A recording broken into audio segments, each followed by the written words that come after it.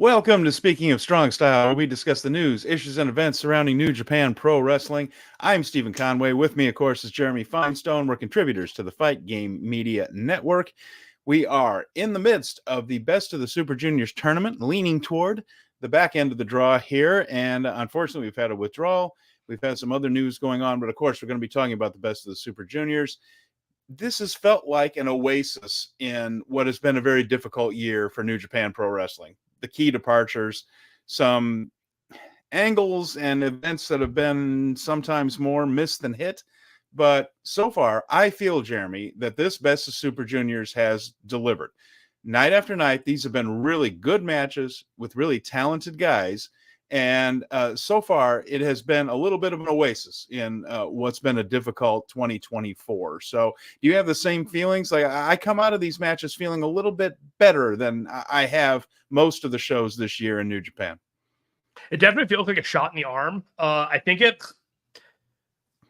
think that as unfortunate it is that Taguchi and Yo are not in this tournament, it forced them to bring in two different people. And as a result, for whatever reason, there has been a minimum of bullshit matches. There's been competitive, well thought out, well booked matches that are keeping the playing field somewhat competitive. And even though we had the withdrawal, may not be the only one at the rate some people are going, it feels like this is going according to plan. And I don't know if now that it is the main event of Dominion, if they've changed who is going to be in the finals, but it does feel like an open playing field right now. Well, very open, and it's booked that way. Of course, every year they try to keep a lot of people in contention until the very end for dramatic purposes. This year, they may have overachieved, though. We're going to go over the standings in just a little bit because not very many people eliminated with not very many matches to go. They're keeping people mathematically involved, except for a few. But let's talk about some of these replacements here, Jeremy, real quick before we start getting into the nuts and bolts of this tournament. Yo, unfortunately, suffered that shoulder injury in his match against Sho. He was replaced by Kushida. We talked about how we were a little bit surprised that Kushida was both available and not booked for this tournament in the first place. He's really good. He's still really, really good. So that was a bit of a surprise, unless Kushida at first just didn't really want to go over there for 3 weeks. He lives in LA and he's, I don't know. Point is, he was brought in. They either talked him into it or they just felt like, well, this year we can do it without Kushida, and then decided, well, no, we can't, can we? So he comes in, and he has been wonderful. He has worked his matches differently than everybody else, more submission style, working the arms very clear. There have been a bunch of submissions in this tournament, but Kushida's have been some of the more interesting to watch with the way he works the arm toward the hoverboard lock. He's been a real breath of fresh air in this thing. It's pretty hilarious that for a guy with a time travel gimmick, it feels like we're seeing 2016 Kushida again. Yeah, he does. He looks energized. He looks like he's into it. Dragon Dia has been wonderful to watch. He's not scoring points, and that's the thing. He's taking Taguchi's spot. I doubt that Taguchi was supposed to score very many points in this thing, but even his show match was fun. Yes, Dragon Dia's show match was tremendous for what it was. I mean, we'll get to it when we get there, but yeah, I'm right there with you. This guy's really exciting, fun to watch. It's just been nice, and I think part of the House of Torture stuff has been minimized because there aren't very many of them booked. Sho is there. Every once in a while, Yujiro sticks his head in. And yeah, Kanemaru is there, but Kanemaru is usually wrestling another match, and they haven't been really interfering with each other's matches all that much. There's been a tiny bit of it, but not all that much. So we haven't seen the whole family running in and doing all this silliness in waves, like we have in other spots. So that's been kept to a minimum. So yeah, it's been a nice tournament. I don't really expect him to go forward, but Kevin Knight has had a tournament. Oh yeah.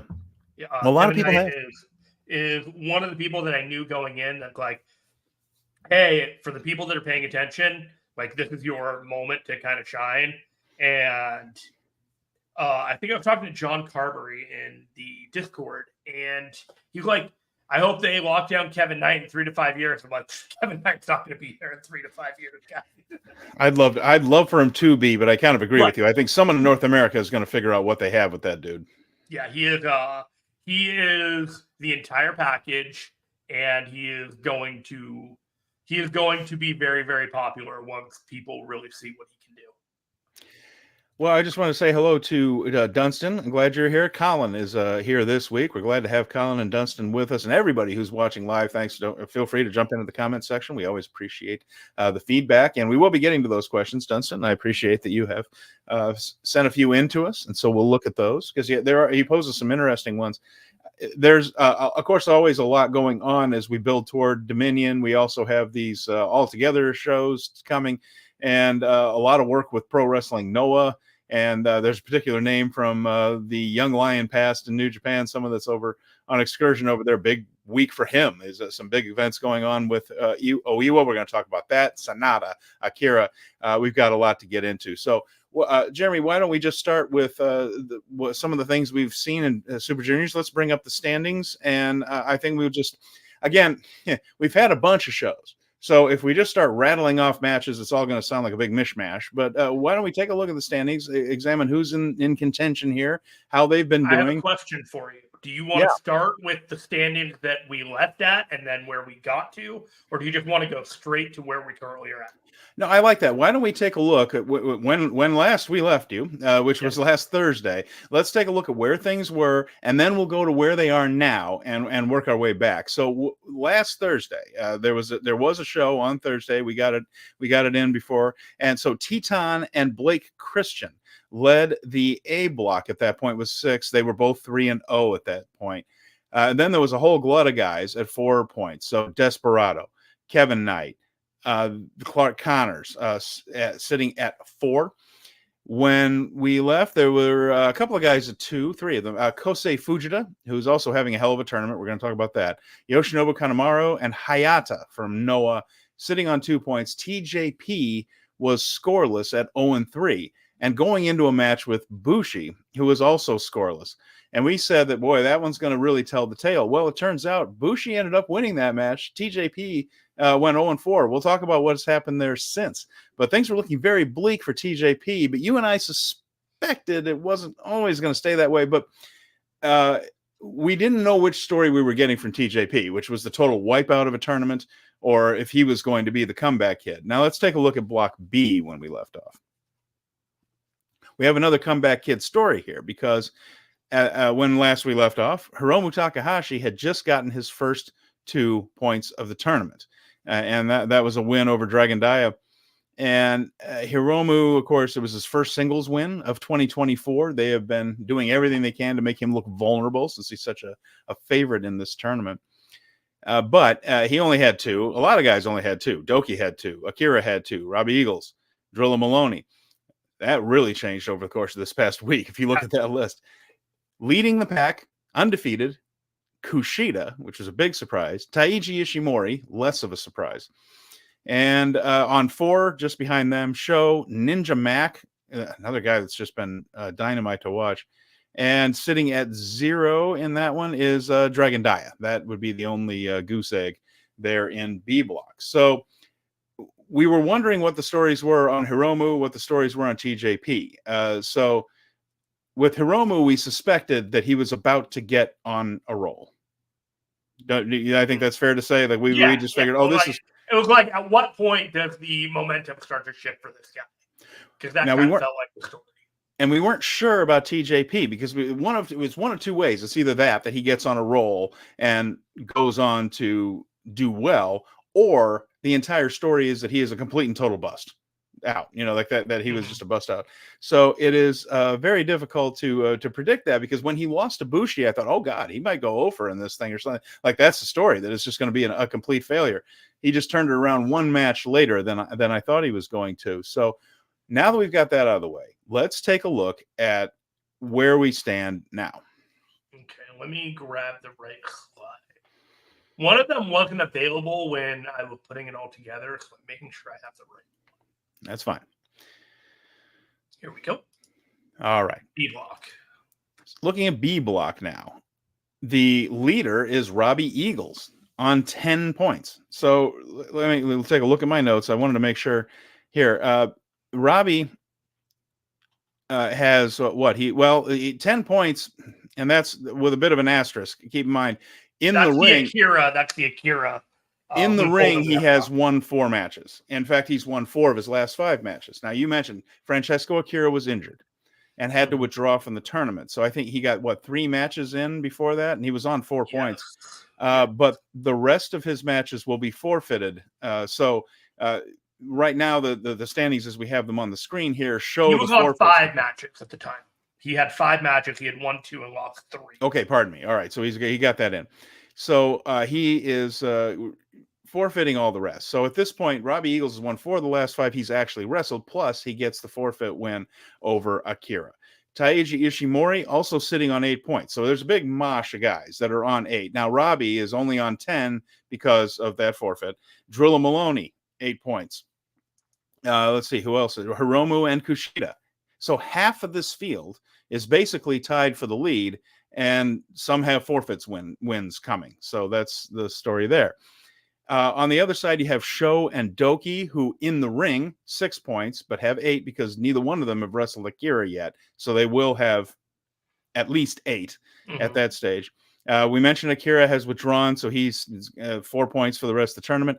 Ninja Mac is on a 4-match losing streak, so they kind of gave him a bit of a boost coming out of the gate that, here, respect the new guy. He's a threat win in the first night, won again soon after, but has dropped his last 4. And then 0 is Dragon Daya, and his match with Kushida coming up might be his best chance to get a victory if he gets one. As of this stage, Jeremy, as I look at this, he's the only one who is mathematically eliminated, technically. I mean, Ninja Mac's hanging on by his fingernails, but this has been booked so evenly that right now the guy with absolutely 0 after all these matches is the only one eliminated. Important to mention, it's unbalanced right now because the B block has had one fewer one fewer set of matches than the A block has. So everybody there has 6 possible points. Everybody in A block has 4 more possible points to gain. So that's a key point there. So do you think 12 is the magic number? Yeah, I think it probably is. Yeah, I mean maybe in both blocks. I think that can get into the playoffs, and we'll talk about that on the other side here. But looking at this mess now. Okay, yeah, let's look at this. Well, what I'm saying is this next show is going to be a big one. And I know I'm jumping ahead here a little bit, but here's what I mean. Sunday in Yoyogi, which is the next night of block action. It's one of those where we have both blocks in, so 10 singles matches. Hiromu and Robbie Eagles, who are co-leaders of the B block. Eagles technically ahead because of the forfeit. Ishimori will wrestle Maloney. So that's another 2 people on 8 points. And Doki gets his bye. So we're going to find some of these leaders are going to be wrestling each other. And so that should separate, that should get us a little bit of separation in there. And other key matches of that we'll get to with Block that Hiromu-Robbie Eagles match is definitely a pivot point for Hiromu. If he's going to make it into this tournament, he's got to have the tiebreaker over Eagles. Otherwise, that's going to leave him dead in the water and at the mercy of everybody else. I kind of thought Akira might be the second guy to go in, but is it really impossible that it's Doki? No, I don't think it's impossible. I think any of these guys, you can make a case for just about anyone. I think the least likely is Maloney, only because he's already the junior tag champ, and I don't think that they need to put him in the semifinals. I say least likely, not impossible, but you could absolutely have Ishimori in the playoffs. You could have Robbie in the playoffs. I would do a babyface, it's like a talented babyface. I wouldn't even rule out Kushida at this point. Kushida and Hiromu Takahashi and this side. That could 100% be the case, but Eagles, Doki, Takahashi, Kushida. I feel like Eagles hasn't been around the promotion enough for him to be the guy going forward. It's like he's in for a cup of coffee. I don't know how long he's going to be here, but he's really involved in the Tamashi part of the promotion. Right. So that the We Work Stiff guys, they're really familiar with him, and he's very good to that contingent of fans over there. So that's really cool. Yeah, there are about 7 guys that you can, or 6 guys that you can like legitimately say have a shot at this point, that it's an even playing field. The ones I'd rule out are Akira. Honestly, I'm going to rule out Sho. There's no reason for him to be going forward in this tournament. If Yeah. it's not for the title, and he's already been shown to be a beatable champion in this tournament. So Yes. it's just it'll be inconsequential, I feel like. So I'm gonna go baby faces, but Hiromu squeaking in on the second part, and then somebody else just running the table on the first part. I will agree with you on Hiromu. I think he goes through just because he's just such a draw, and you do have to sell tickets for the semifinals, for instance. And it's also the main event at Dominion. Like, who are your top stars? What is your top matches? What is the thing that'll get people hot for this show? And all equations for best outcome include Hiromu Takahashi to me. So if they wanted to do babyface heel, then you could certainly do Ishimori in there. If you wanted to do another babyface, Doki is a good choice. Kushida is a good choice, but again, we're talking about a guy who I don't think is here for a long haul. So that doesn't mean they won't do it. I mean, remember, Titan made the finals last year, and he's definitely not here most of the year. So we can't. Master Wato was up there last year, you know. Yeah, well, he won the thing, and the idea was to give him a big push. So yeah. And they did. You can't discount it, but I would recommend a full timer just because this is an era where we need to build stars and not have part timers pick up big prizes as much as we've seen in the first 6 months or 5 months of the year. So. Everything once it became clear that this was going to be the main event of Dominion, I was so glad the work rate at this has been so high because it just feels so deserving of it at this point compared to what they're doing otherwise. Let's talk about that a little bit because you were on it before just about anybody else. You noticed that tweet from Kidani, which was public. It's not like but you caught it, and a lot of people didn't take as much note of that until later. That Kidani said that you have to take these results seriously, and what he was talking about, what he was tweeting about or Xing about or whatever you call them, is a poll someone put up saying, which would you rather see as the main event of Dominion? And the poll had about 800 responses. And we know that the internet wrestling community does not equal wrestling fans. God knows. And thank God they don't. Mm-hmm. But the results were pretty strong, saying that the best of the Super Junior finals should be the main event of Dominion and not the evil Jon Moxley match, which seems to have landed with a thud with fan bases both in America and in Japan. Most of the people that commented on that poll, the responses were in Japanese. I had to hit Google Translate a lot to get through those. So these aren't, people watching NJPW Strong shows and voting in this thing. It's not an American poll. It was a Japanese guy that put out this poll. I assume it's a guy, might have been a woman. I don't know. But a Japanese fan. And then Japanese fans responded to it. So Kidani says you have to take that seriously. I thought, okay, well, let's see what that was. And then we noticed that the schedule page on the still somehow messed up NJPW1972.com listed the finals dead last, but no announcement had been made. And then sure enough, what was it, a day or two later, when the show began with Walker Stewart, who is back in Japan finally, and that's great. It's been good to hear his voice back on the New Japan broadcast with Chris Charlton for this one. A video played that said that Super Juniors now the main event. And the IWGP World Heavyweight title match is the semi-main at Dominion. At Dominion, Jeremy. I mean, that is a big deal. And I think it probably says more about the evil part of this and and maybe Moxley evil, but I think more evil as the challenger than it does about anything else, because Dominion's the second biggest show of the year. Yes. It's the second biggest show of the year behind Kingdom. And you can make a case for G1 finals, but I really feel like it's Dominion's number 2. And I mean, to have the fans basically reject the IWGP World Heavyweight title match as the main event, saying we'd rather see a match we don't know yet, that speaks pretty big volumes about how the booking is being received by the fans at the moment. As cool as it was for Tony Khan and Ghetto and Rocky Romero and the arrangement between all of them to do a title change in Chicago for Jon Moxley over Naito, it did not benefit or serve or interest the home-based New Japan fans like it did over here. There were a lot of people that are just like, this does nothing for New Japan. This is like, whatever, cool. I'm not into this. And now we're starting to get the pushback of actual fandom being like, yeah, no, I don't understand why you did this. This is not like what I'm into. John Moxley is cool. I like coming to see him. But if he's not here defending the title all the time and in Japan, this is not what I want. It's like I want my champion here. I want defending. I want strong promotion, something that I can get behind.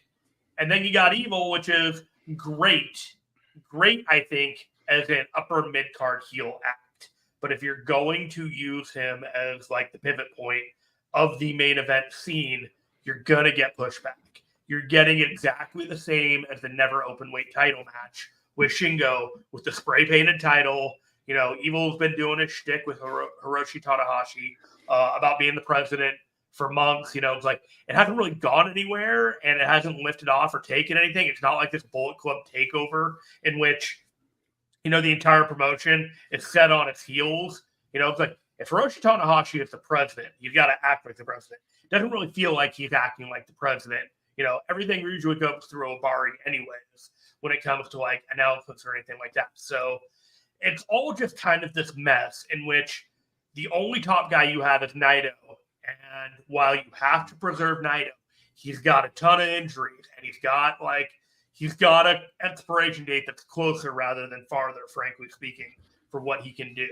It's like we talked that New Japan Soul may end up being a Naito versus Moxley or a Moxley versus whomever, in which they're going to put the title back right before the G1, because I don't expect Moxley to be doing a G1 schedule both with his back and everything else.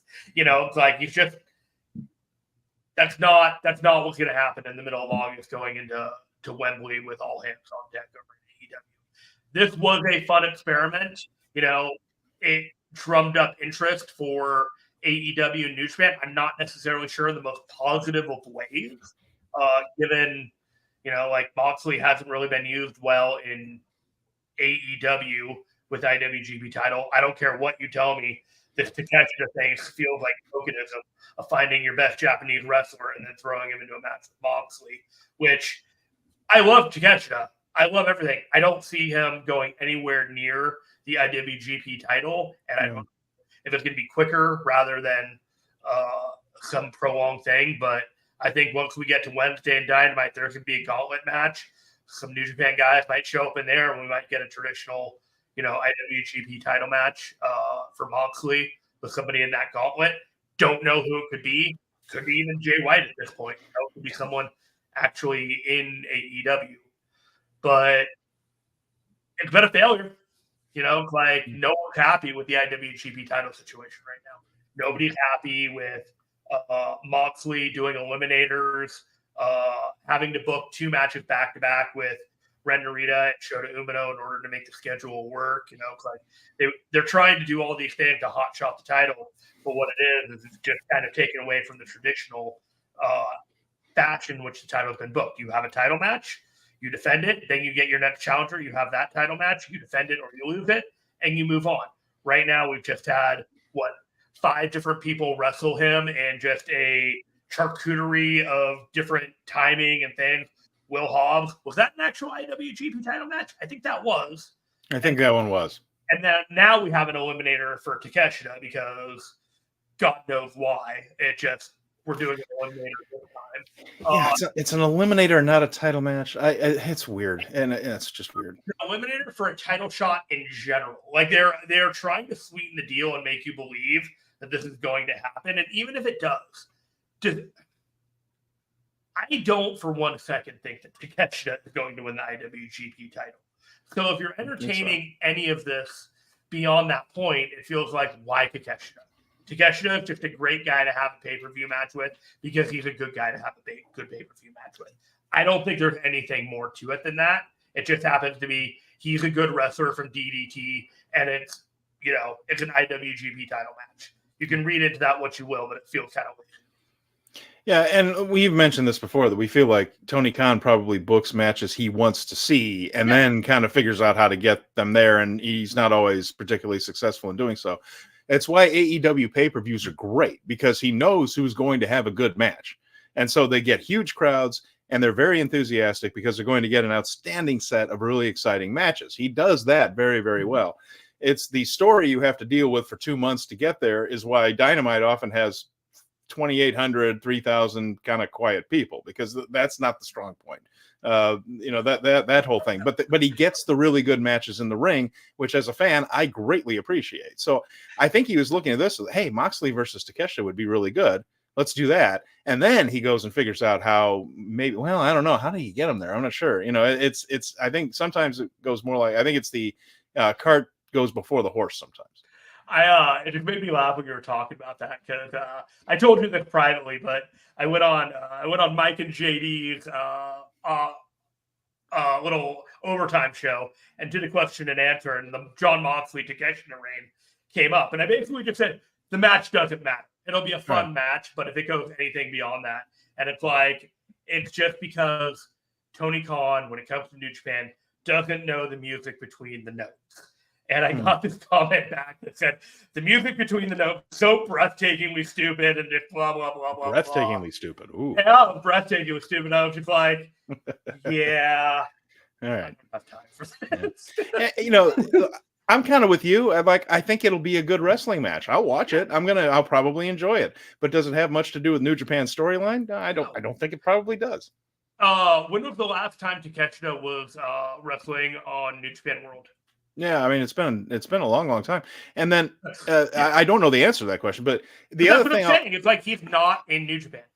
You can talk about the fact that he's wrestled against New Japan wrestlers altogether or whatever, but whatever. Okay, and he's virtually not come up at all on New Japan cards in comments or like discussion. Yeah, so that does it matter so much to New Japan? No, as a fan, it matters because I think I'm going to enjoy watching that match. But does it matter? I will have a great time watching it with my friends and saying like, oh, I'm kind of surprised by how that ended or whatever. It's like we may end up having a conversation about how we were all wrong next week. If it happened before, it will happen again. But it's like when you're looking at this, how can you look at it in any other way than just like, yeah, Moxley's not losing the title to Takeshita.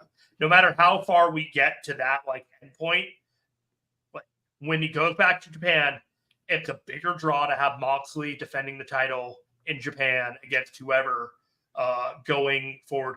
I don't see Moxley losing the title and then winning it back at Forbidden Door or something like that, and then losing it again in a Japanese defense. Well, it's all just too extra. Just it's too extra. In the meantime, we are going into Dominion with a fairly weak challenger for the title, and it's been bumped down to semi-main event status. So the IWGP World Heavyweight title, not the main event of Dominion. A little weird. Trying to figure out where the direction of that match is going. So let's look at the A block. We got sidetracked over there, but let's get back to this BOSJ tournament, because who's going to wrestle some of those guys we thought might make the playoffs? Well, in the A block, we have two leaders, and they are two guys who we know are very, very capable of putting together great matches in semifinals or finals formats. They've done it before. El Desperado and Titan sitting on 10 points. So certainly no complaint about either one of these guys. These are some of the best guys out there. And, it's a matter of just night after night. These matches have been excellent. Desperado seems to be, we're going to talk about his match with Clark Connors because he actually ran an angle that I think might lead to the Despe Invitational is my prelim guess, but we'll see. It also might be another special singles match at Dominion if they don't make the finals. But Desperado's leading with 10 points. He has a couple of losses, but he has, and one of those losses is to Titan. So that could end up being important. Titan's losses were to Blake Christian and to Clark Connors, who is having a very strong tournament. And Connors went to a disqualification finish with El Desperado, where he was pounding on Desperado, beating him up. This thing went all over the building, and where they went through tables. They were smashing each other with chairs. it was a very violent match, really exciting. And in the end, Connors went a little nuts and pounded on Desperado. The referee tried to pull him off. He shoved the referee down a couple of times. Finally, the referee just got fed up and disqualified him.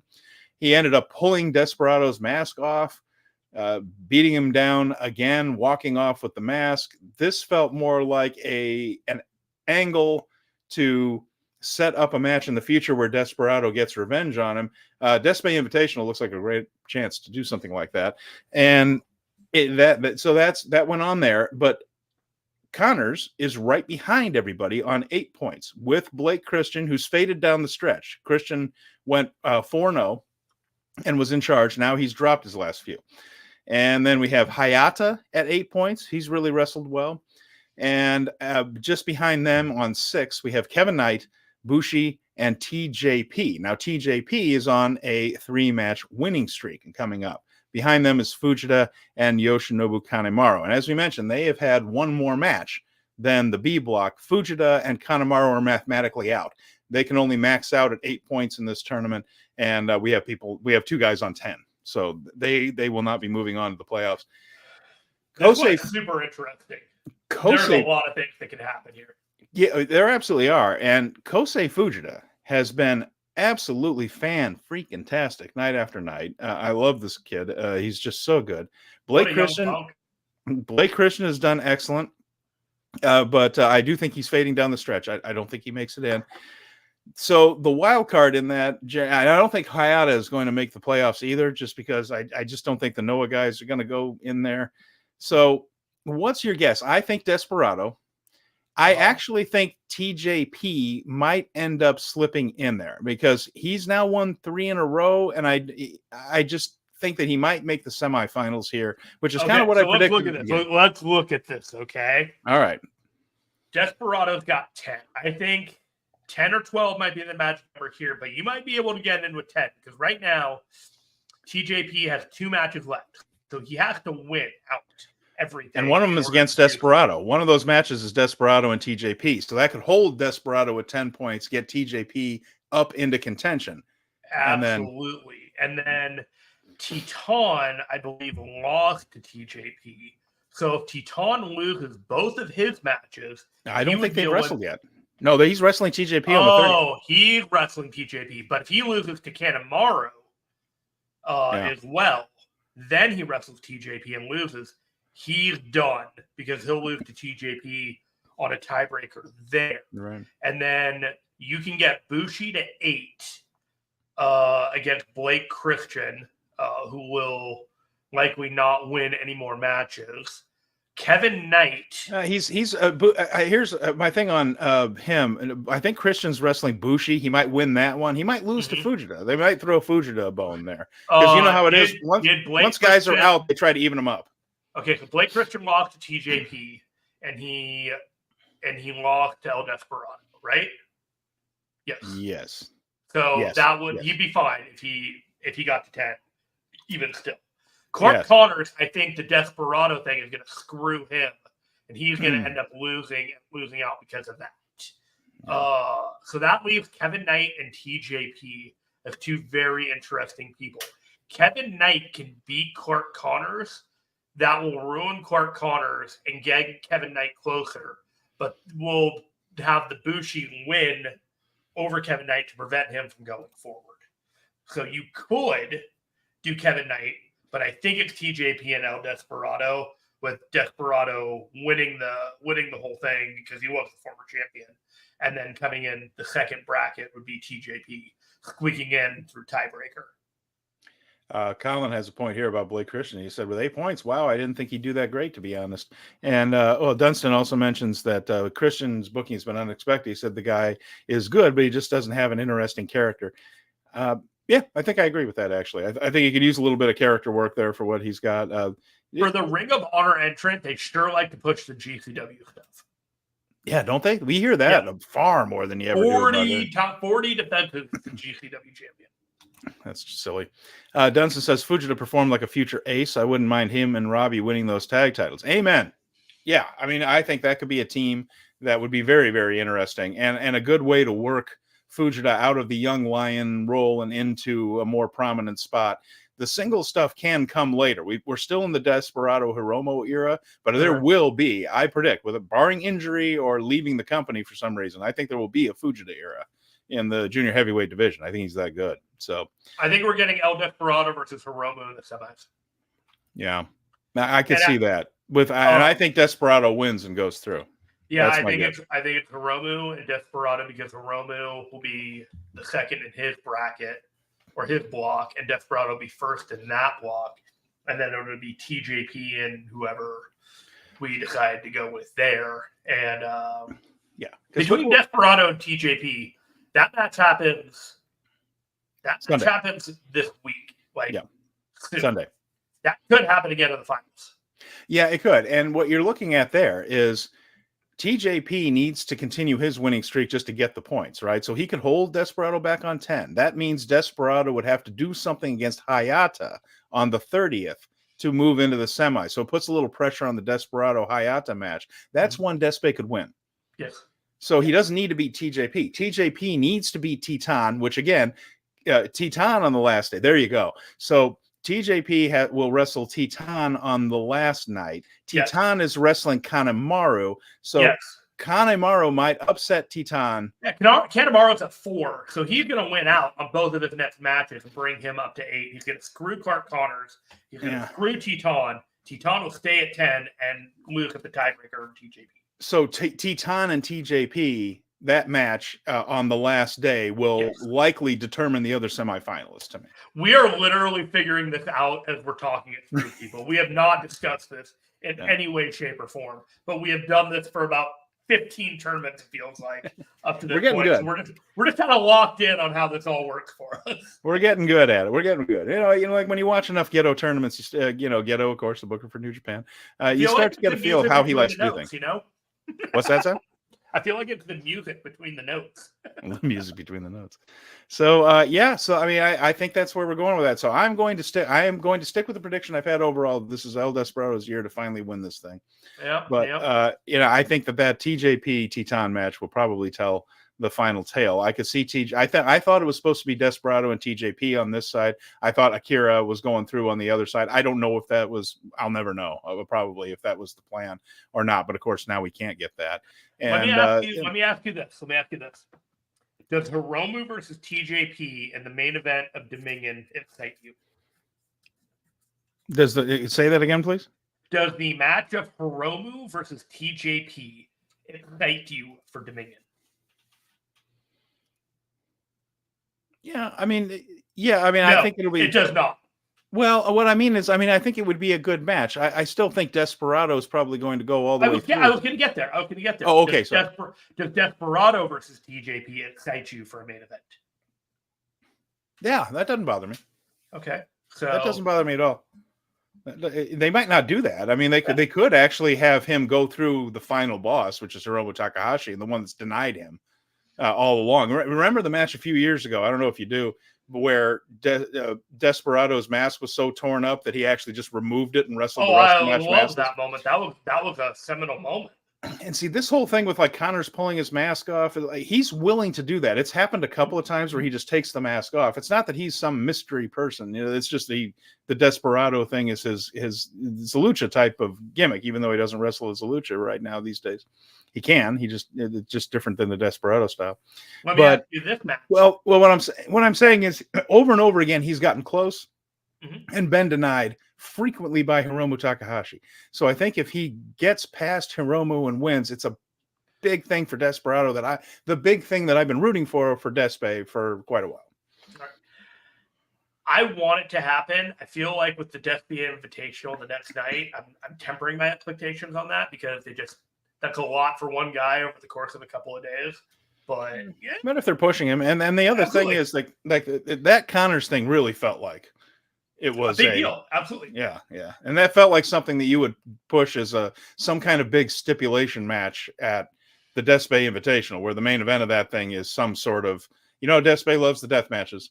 And if Connors is willing to do, they could do something like that. Well, here's what I don't want. I do not want mask versus hair, because I don't want Connors to get his head shaved, and I don't want Desperado to lose the match.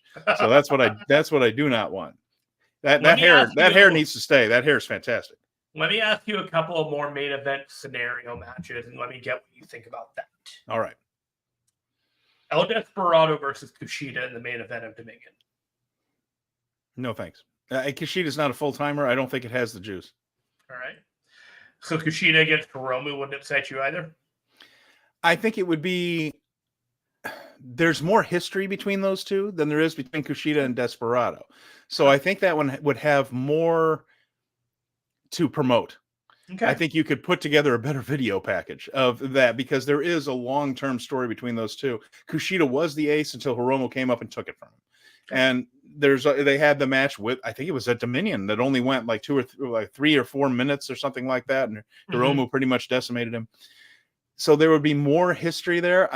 Now, any of those matches would be good, but I feel like without a whole lot of water under the Desperado Kushida bridge, that one would feel a little dry. And whereas there's a little more meat on the bone with Hiromu. I'm just going to use every metaphor.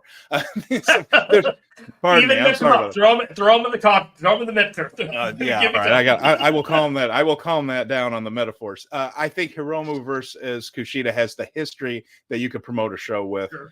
I don't think that's what they're going to do, but it's not bad. Yeah, I mean, there has to be some blow-away matches going into the final to really set this up, to heat up the final.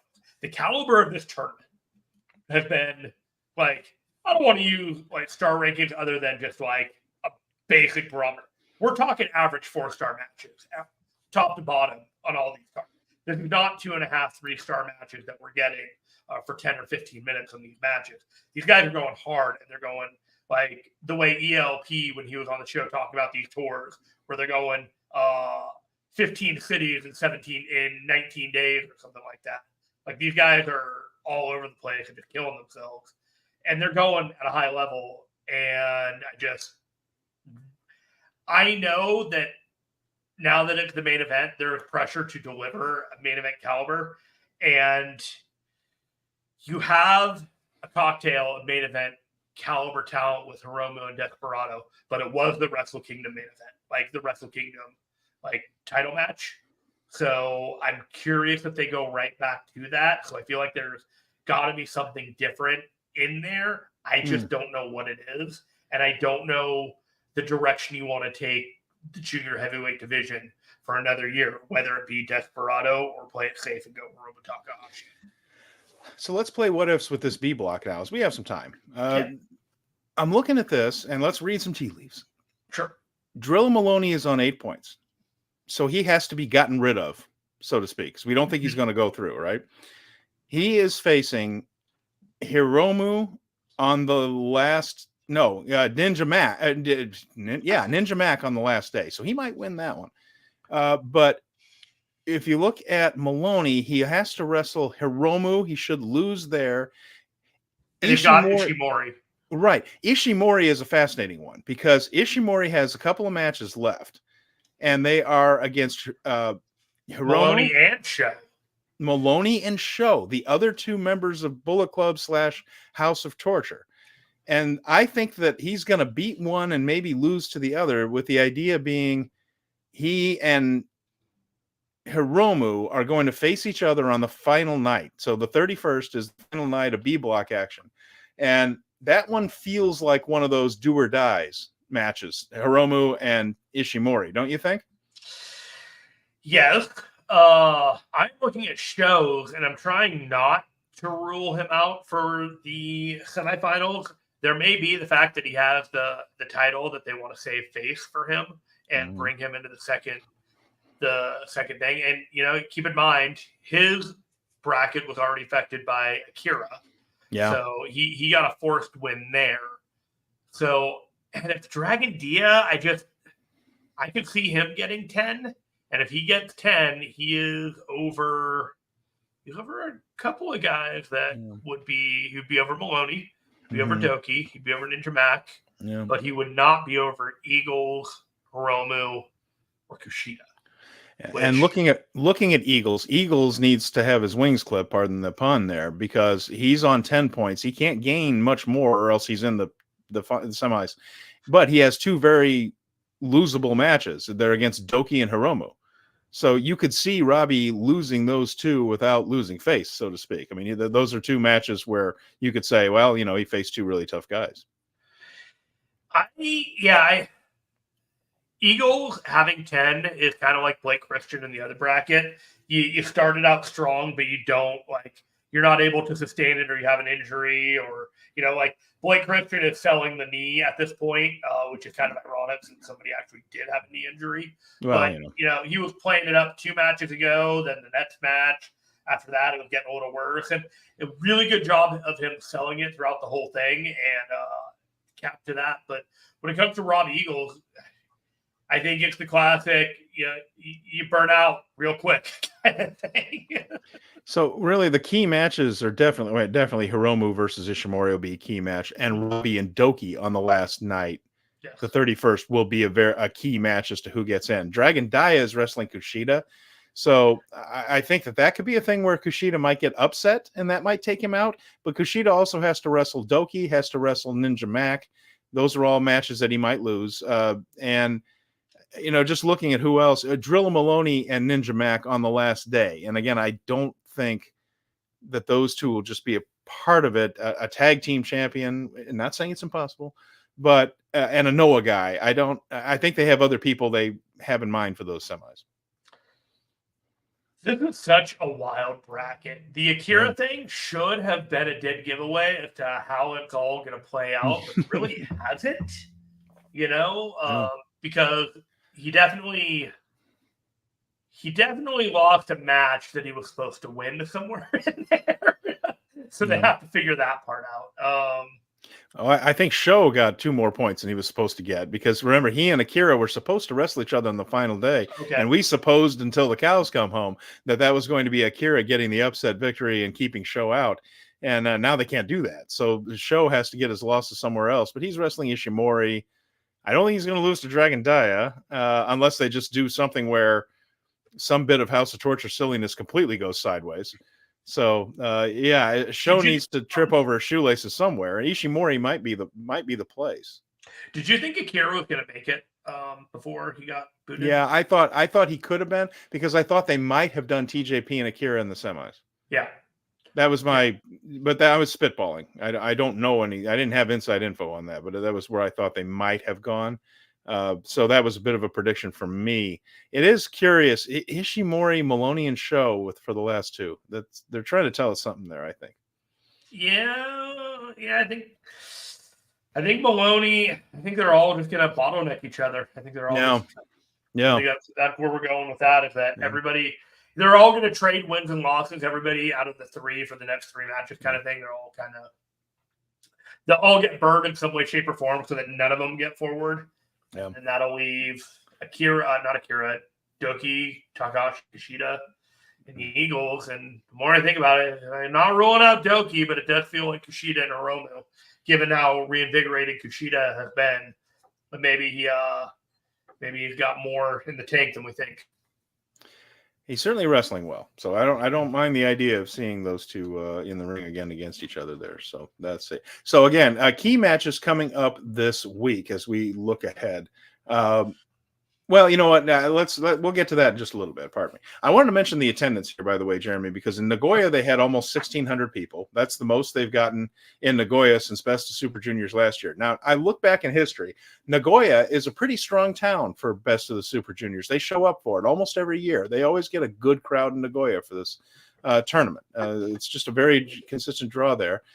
Some of the other shows are about on par with what they've done for other events in those towns. So it's not down, not particularly up, sort of even as far as attendance goes. So that, the fans are there for it. And for the most part, I think they've been enjoying the show. So what were some of your favorite matches from this last week? I said there were too many to go through all of them.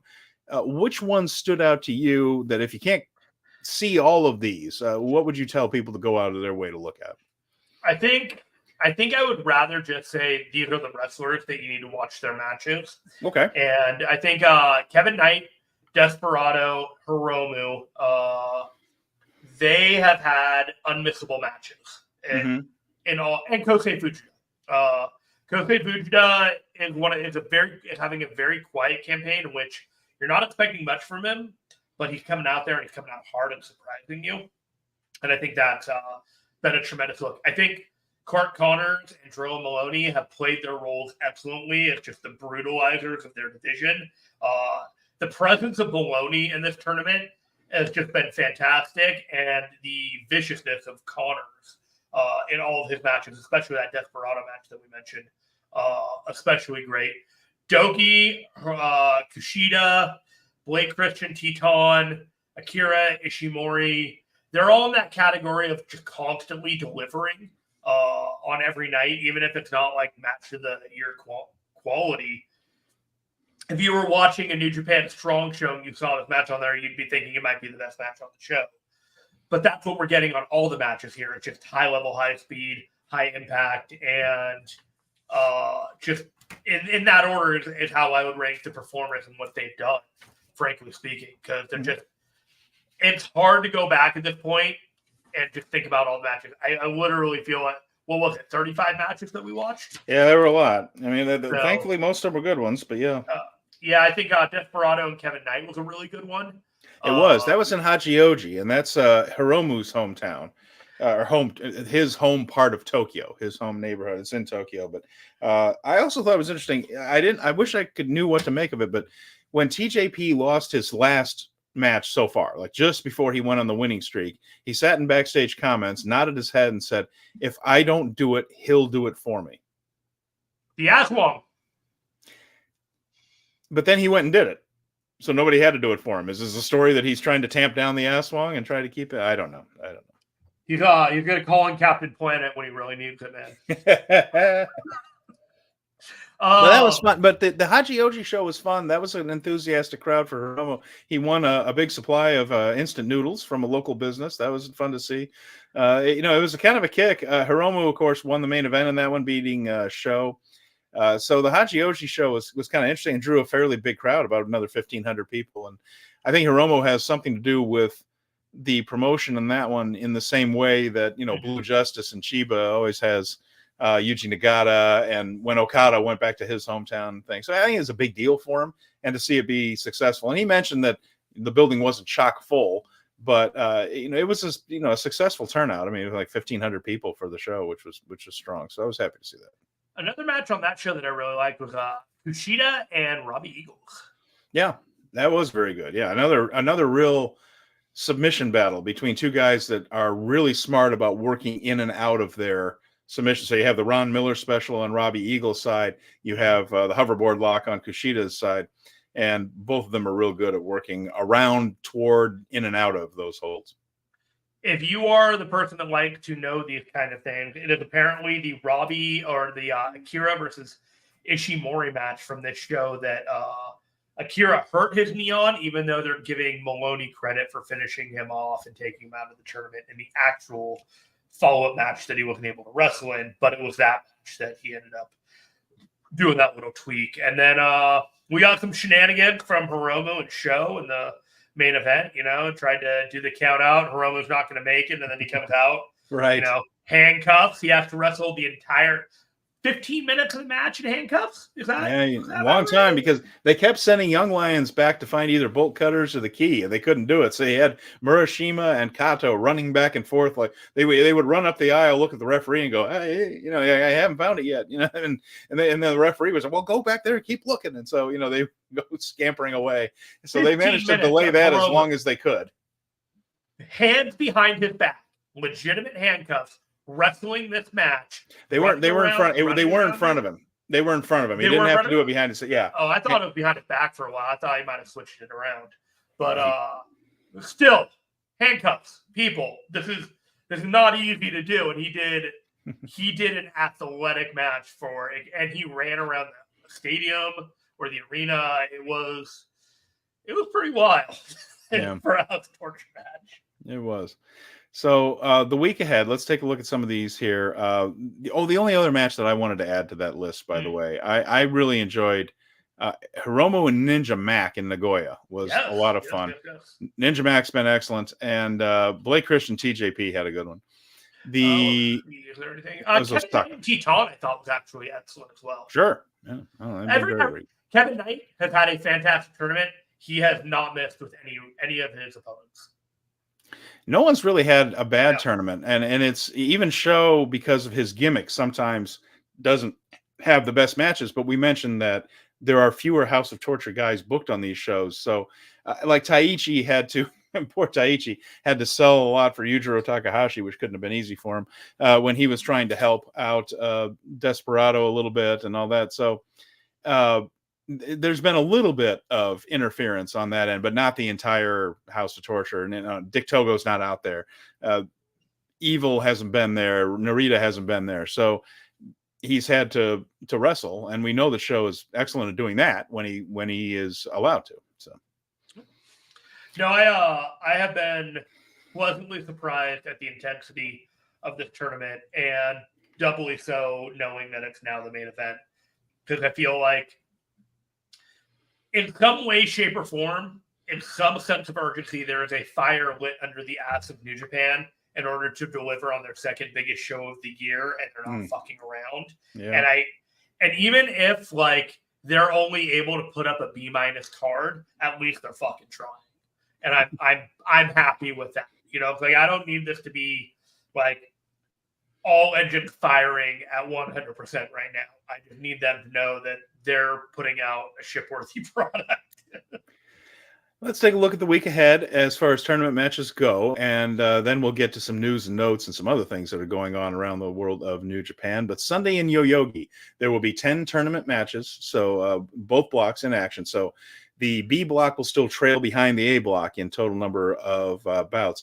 Hiromu against Robbie Eagles and Ishimori and Maloney. So these are the kind of the co-leaders of B block. They will meet on Sunday in Yoyogi. Doki will get his bye. We will also see Connors versus Knight. Clark Connors and Kevin Knight, which should be excellent. TJP and El Desperado. Titan versus Kanemaru. So Tuesday, they will be in Shizuoka. That's when B block will catch up. So this one will be tag matches underneath for the A block guys. Tuesday in Shizuoka, B block. So they did something really tricky here. Last week they did A block with undercard matches, and now they're doing the B block to right the ship, and then they'll be back to the right amount of bracket play for each one. I was totally thrown off until I figured out that's what they were doing between the two Tuesday shows. Kushida against Doki in Shizuoka, Ishimori versus Sho, Hiromu versus Drilla Maloney, and Robbie Eagles. That's the night that he is off because that would have been his Akira match. And then it moves on to Thursday and Friday in Korakuen Hall. So when we come back next week, we will have seen one of the two Korakuen Hall shows. Well, there are three, but we'll get to that. Thursday and Friday. And then they're back Monday with the semifinals. But Thursday and Friday is how they finish up the block action. Thursday is the A's with Kevin Knight and Bushi, Titan TJP, Desperado Hayata, all that stuff that we just talked about. Friday is the B block, finishing up with Hiromu and Ishimori. Sho has his bye against Akira. Doki versus Eagles, and Ninja Mac against Maloney. Semifinals will be Monday, June 3rd. So next week, we will be talking about the B block finals and then the semis. We'll know who's going in on the A side. We won't know quite with the B side yet. And Dustin just mentioned, well, I agree, Jeremy. New Japan was known for having quality and Dominion for years before the pandemic, and Dominion for years before the pandemic had a strong card. 2018 was too stacked. Too stacked.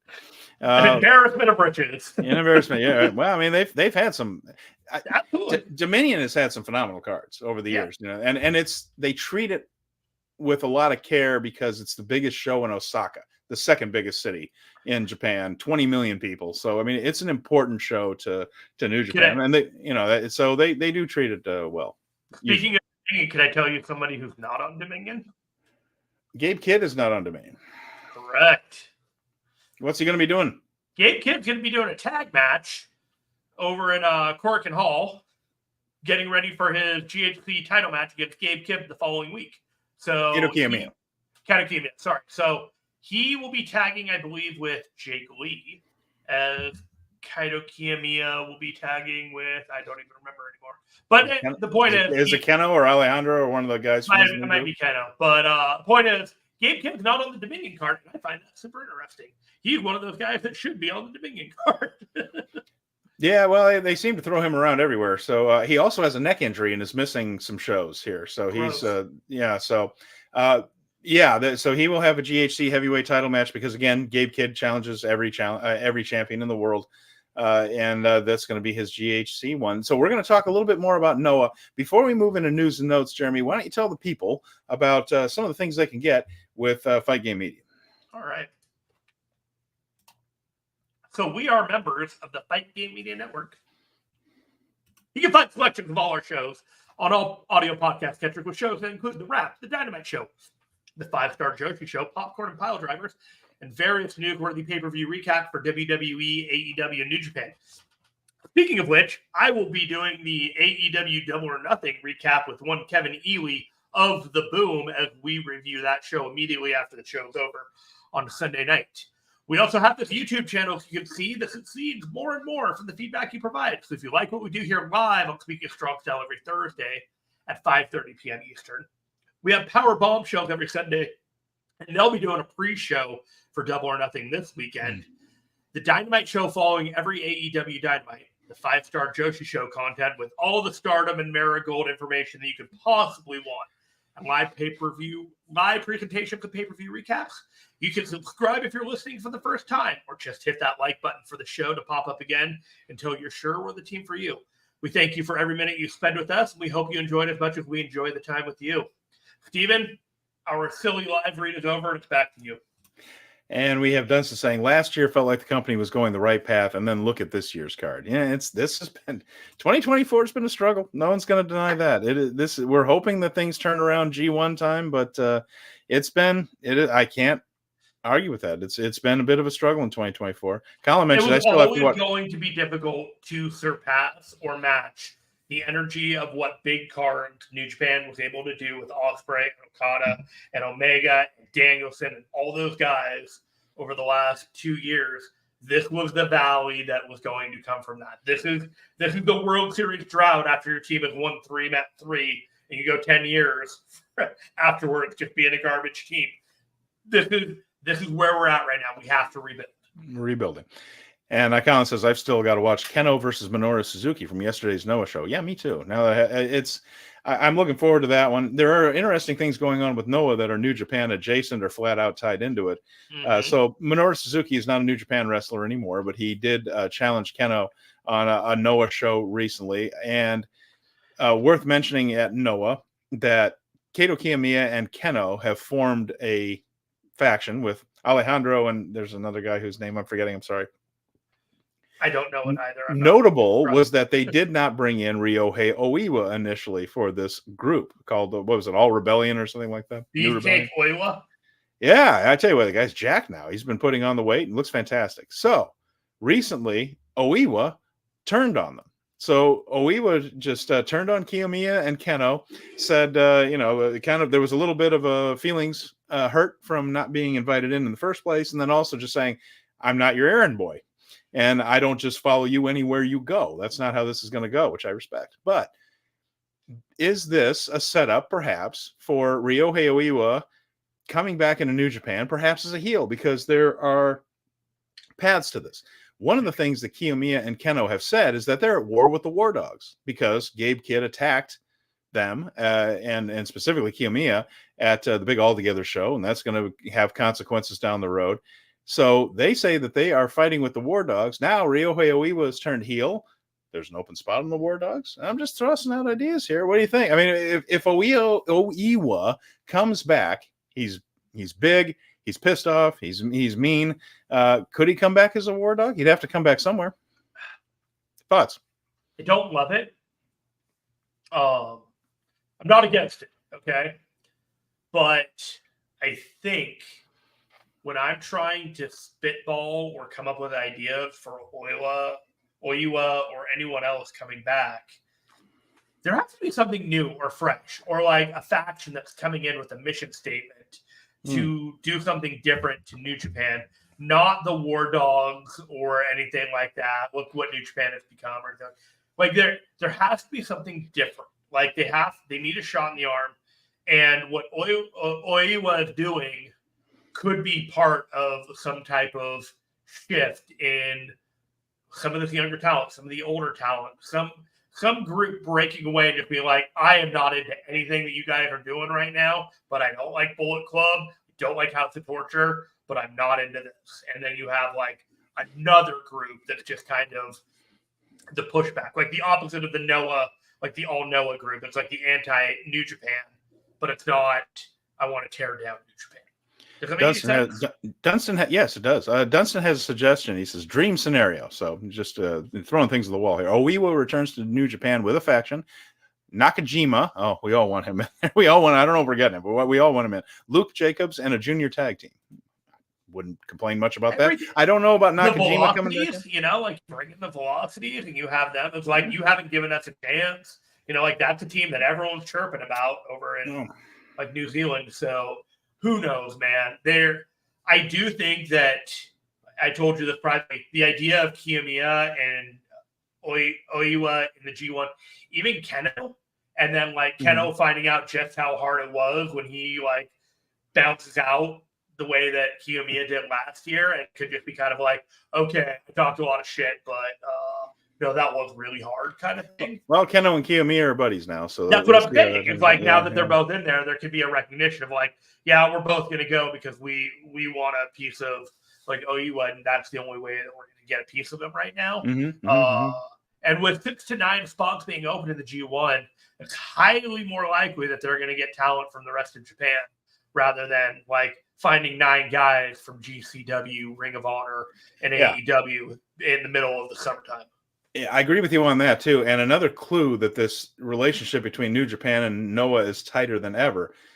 The vast majority of people on this next All Together show in June are Noah and New Japan talent. Right. There's a Stardom match on the show, and a good one. Azumi and Starlight Kid, the new babyface Starlight, and there are some Big Japan guys, and I think there's some DDT representation on there, but no All Japan at all. No one from All Japan's on the show. And some of the other, like TJPW, we haven't seen them on one yet anyway, but they're part of that alliance. And so this is mostly a Bushiroad Noah production with a few other guys lower on the card. Most of the big matches are Noah, New Japan. Of course, Jake Lee and Naito is the big singles on that. So these companies, it's all branding, man. These companies are tight as a tick right now. I mean, and I'm here for it. I think there can be interesting things done with it. And there's good talent in Noah, and there's ways to do it. Oiwa coming back, maybe Keno entering. That would give us some fresh matches for G1. That would be nice. This relationship has been pretty good for a while. I mean, if you think about it, put Jake Lee in the G1 since everybody's pissed at him. You go all the way back to Wrestle Kingdom 17 in Yokohama, which is basically a Noah New Japan co-op, and you've been going strong 3 or 4 shows throughout the year ever since. You know, they did that press conference, and you know, you might get a Takeshi match against a New Japan champion at some point, but it's all going to happen in New Japan through these all together shows. You know, it's like, as much as you want to say that the match happening on an AEW pay-per-view is going to be the catalyst or like spark point to make this happen, if it happens, it's going to happen in Japan. Like, that's just like, that to me make way more sense than, you know, letting the boutique show to Japanese fans find out that this is the way it's going rather than the loyal way that they've been following the show all this time. Oh, as a side note, the All Together shows are still not available on New Japan World. So that I was going to mention that with Colin there. This is really irritating. I mean, I understand because there are multiple shows, but I was kind of testing the waters to see how long it was going to be before it became available, and it's not. So when the All Together show with Gabe Kidd versus Kaito Kiyomiya, which frankly I do want to see, I will spend the money to watch it. Well, and the next All Together card, like I said, it's only available in certain countries. It's not going to be on NJPW World. It's on this Abima TV that apparently you can get in the United States, the Philippines, and a couple other random places. It's weird. This whole I don't get to sit on the meetings where all that stuff is talked about or decided, but for some reason, most of the world can't see this dang thing, and it is puzzling. It is puzzling to me, and I wish they would end up on NJPW World or something like that eventually. I guess it's supposed to eventually, but I don't know how long. And it's on Netflix along with WWE, and we can watch all our wrestling together. Yeah. Let's take a look at some of the other questions we've had. Dunstan just had, one of my thoughts on Best of Super Juniors so far. We talked about that. We're happy with it. It's a little oasis of really good wrestling in the middle of all this. And he asked, do we feel like this year's is missing something? And I don't think so. I think it's satisfying me. The only thing that's missing are the clown matches, the comedy matches to kill time. But they've rightfully, when you have the 10 matches on the card, they've been doing one or two matches where they kind of shorten it to kind of take the time for one match and split it into two. But now that Akira's out, I have a feeling that we're not getting a whole lot of short matches going through the rest of the show. And he asks, since we're approaching Forbidden Door 3, which of the young guys should have a singles match? Who do you think? None of them. Yeah, I'm sorry. They're. I would actually, and this is me just being kind of maybe... I'm not that excited about it, and I just don't. I don't have a ton of expectations for it, so maybe it'll exceed them. But in that case, like who should get? I mean, I wouldn't mind seeing Fujita get some shine, a spotlight type of thing. I wouldn't mind seeing, but some of these things, like I'm just not all that into Forbidden Door this year. Forbidden Door this year is going to be a mix between Stardom, CMLL, and New Japan. When I'm thinking about how Tony Khan views New Japan, I'm thinking there's about 5 guys that he's interested in using. And that includes like Ishii and Naito and maybe Hiromu and a couple of those guys. I don't see a whole lot of like long-term potential. I think that we're more likely to get 3 Stardom matches in there. 2 AEW matches that are dressed up as New Japan matches, but are really just AEW with a little bit of like gloss on it. A couple of CMLL matches, but of those, you're going to get maybe 5 singles matches, and then you're going to get a bunch of tag matches. And you're going to get a bunch of mixed stuff. So at that point, you've got Zack Sabre Jr., and you got Will Ospreay, and you've got like Hechicero, and you've got the guys from CML that have made an impact with AEW. Because remember, this is not a New Japan show. New Japan doesn't care about this show. They are participating because they have guys, and Tony Khan has a plan, and this is one of their crossover shows, just like they do with, Noah and whatever. And, not totally germane to their main business, but it drives interest. So they're doing it. I don't think Shota Umino or Yota Tsuji are going to get singles matches. It's like, where are you going to put Jack Perry and Red Narita? Probably in a House of Torture, like 6-man match with Evil or something like that, rather than, giving them, they're not getting the 10 or 15 minutes that they got at Windy City. I just don't see it. That's the undercard of a bunch of stuff that they're not prioritizing, making sure all the New Japan guys can get on this card.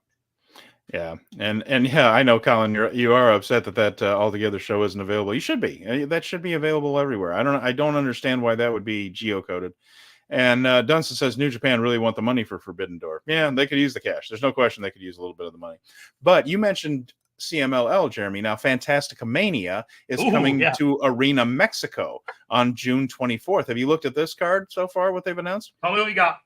It is Magnus and Rukido against Bad Dude Tito and Shea Cabrera. So Big Teats getting some shots in Arena Mexico. We will see. Teats. And NJPW, I'm a big fan of those. Stephanie Vaquer will be defending the NJPW Strong Women's title against La Catalina. So that'll be a title defense for her that I'd imagine will be successful. And now we get into the meat of this thing. So listen to this tag team match. Taiji Ishimori going to Arena Mexico to team with Rocky Romero against Templario and Mascara Dorada. Yes. Then Volador Jr. and Averno against Zack Sabre Jr. and Michael Oku. Okay. That's a neat one. And this is the singles match, Jeremy. Mystico versus Hiromu Takahashi. That could be a fun one. I mean, what a great thing that is. That sounds fantastic. Well, you can rule off Mystico versus Hiromu Takahashi Forbidden Door then. God. Yeah, we sure can. Well, what we do have also is some news from Bishimon's tour of Tamashi. I I suppose, like, well, why did they take the title off them when they're about to headline 2 shows in Oceania? And we thought it might be because they're going to lose, but they went over and they won both of their matches in the main event, which means they could have done a title match. They didn't have to take the titles off. Hey, never mind. Tag team titles don't matter that much, but it was a successful tour of Oceania for the Bishamon team. They won both their matches. It was supposed to be Bad Luck Fale and Bonza, but it ended up being Caveman Ugg. Remember, Bonza got himself into a little bit of trouble. A little bit, yes. Might have noticed that. Trouble follows. Yeah. Oh no, consequences. Let's see, what else do we have here? Sonata has been ill. Apparently, we learned he is cleared to return, however, after an undisclosed illness. So hopefully he's fine. It wasn't anything too serious. But Sonata will be back in the ring very soon. Kind of weird that they had a schedule in which you barely noticed he was gone.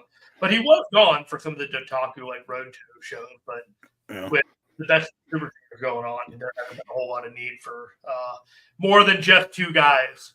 Yeah, and we're in Best of Super Junior, so a lot of the heavyweights are off, and so somebody not being booked for a while doesn't really register on your radar too much. But it is true that it was not planned. He was supposed to have some matches in there and couldn't do it. But he's healthy. He's coming back. He's going to be teaming with Uemura in a big match fairly soon. So we will see him back. He did in fact break his leg in Windy City, and he will be gone until January 2025. Yeah, geez. I mean, well, I saw May of 2025 today on the Observer website. Like we were talking about a year off for Eddie after that thing. That was a wicked shot that his leg took on that barricade. And I have tremendously enjoyed Eddie Kingston in New Japan Pro Wrestling. But I would not be lying if I said I feel like it's in everybody's best interest for him to be away from the promotion for a while, just because the promotion needs to thrive without Eddie Kingston, and then he can come back and add to it rather than relying on him when he's not really even their primary talent. Well, I like Gabe Kidd having that title right now. Yes. I think that's a good choice. He's hot right now. I think he's exciting right now. Not that Eddie wasn't, but he's the right guy for Eddie to pass that torch to. It just as a brawling, just madman. That Eddie Kingston's the Mad King, right? I mean, and now he's a madman. It works. He had the whole transition, a hell of a run. Yeah, with all 3 titles, winning the Continental Classic, the whole deal. He injured himself as he dropped the last of the 3 titles. Sounds like Gabe may have too. I mean, Gabe's banged up as all hell and missing. I mean, that guy goes hard, but I hope he's fine. I kind of have a feeling he is. He's just kind of they're erring more on the side of caution because they can't have these guys gone for the long term with injuries, so they are being way more cautious with them in the short term to make sure that they are injured. It's like you saw what happened with Akira. He's out for the rest of the tournament. It's in their best interest to preserve these guys in some way, shape, or form. So, minor nagging injuries and you need to rest for a day, just rest for a day. I kind of want that a little bit more. We got some good news, by the way, that Fit Finlay, David Finlay's father, with a post that David Finlay and his partner had a baby. David's no kidding. Dad. Yeah. Oh, wow. Congratulations to the family. So, War Pup. War Pup. There you go. War Puppy. Yeah, nice. You're gonna end some good news. And Colin is asking. Yes, I knew we were going to get to this, and I was looking forward to it too. What we got? Because we have time. What did I think of Bazilla at the Marigold show, Stephen? So, Marigold debuted this past week, and I got to watch it on my Wrestle Universe. Between the Noah stuff and Marigold and TJPW, that's a bargain. That streaming service, by the way. And I did watch it, and Bozilla is what is Ulf Herman's daughter, I believe, and she's kind of a beast. I mean, she's pretty big, and much bigger than the Japanese women. Now she was in with Suri, facing Utami Hayashishita and Julia, and in the end, Suri ended up pinning Julia to set up a singles match with them, Suri and Julia down the road. So unfortunately, Julia broke her wrist like early in that match, so she's out for a while. So we'll see when all that happens. I think Utami is stepping in the meantime in a big main event for them.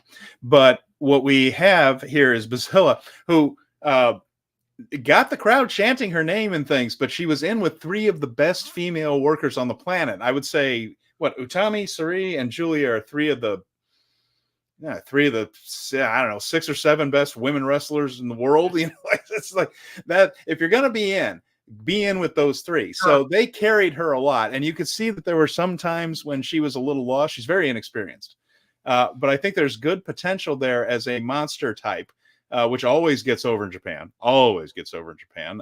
You can go through. Of course, Aja Kong is probably the greatest that there ever was at it. Bull Nakano. Up there, even Viper, who's now Piper Niven, played that role really well in Stardom and things. And so I think that she has a lot of potential, but I also think there were a couple of times when she was just dead up lost, and one of those women would just grab her and just say, "Here's what you do, kid." You know, so, but potential there. Yeah, I thought Bazilla was fine. There was 20 years old. Yeah, pretty young. Yeah, she was pretty young, pretty inexperienced. And they had a couple of matches in there. Yeah, Mirai looked good. He mentioned that. Mirai won a singles.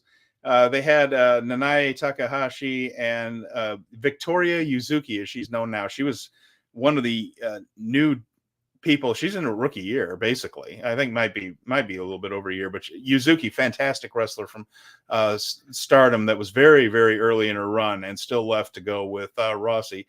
I think that's going to end up being a good decision for her. She looked fantastic against Takahashi. She's just talented as all hell.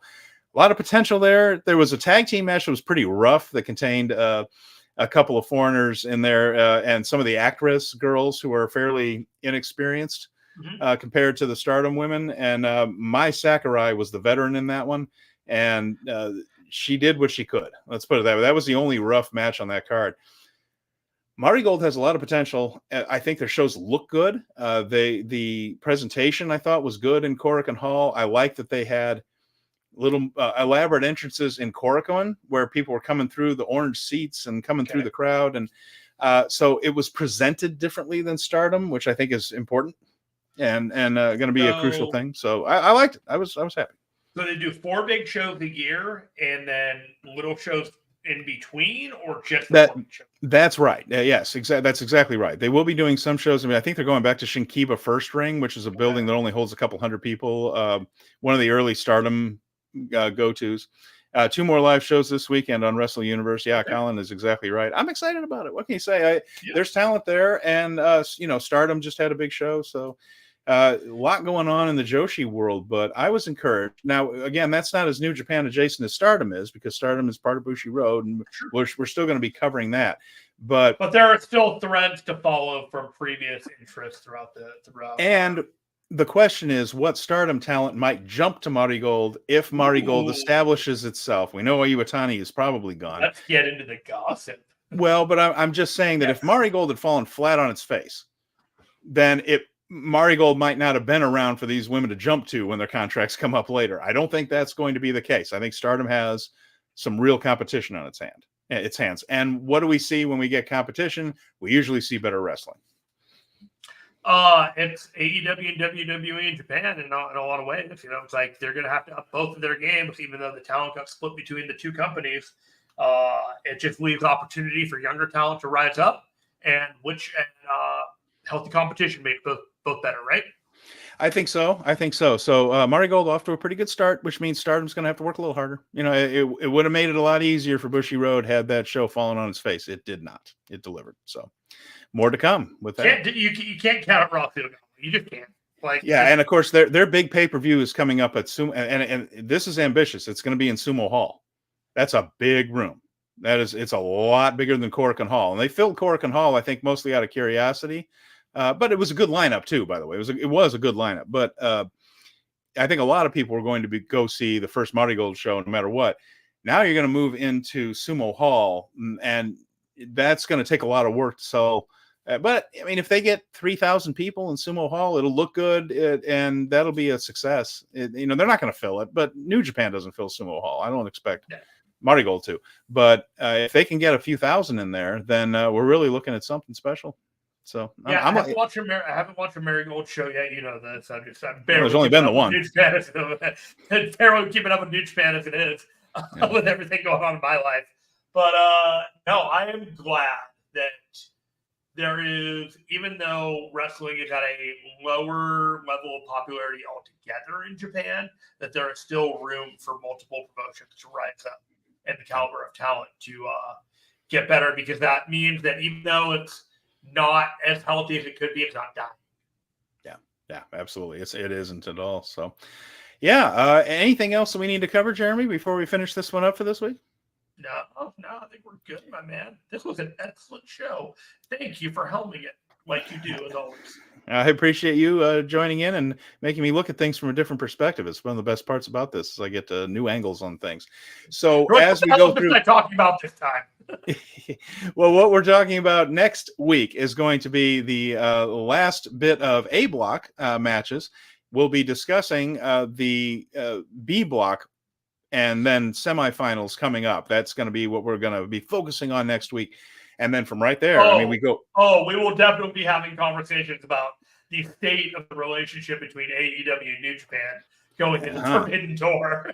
You bet we will. And we'll have a lot more information on Dominion. We're going to have more on this Altogether show. A lot to preview as well. So next week should be a lot of fun. So, Jeremy, anything else before we sign this one out? I got nothing. My co-pilot here is letting me know it's time to go. For Jeremy Finestone, I'm Stephen Conway. Thank you to everybody who watched us live. Thank you to everybody who listens to this as a podcast. We appreciate you all so much for spending your time with us. And we will talk to you again very soon.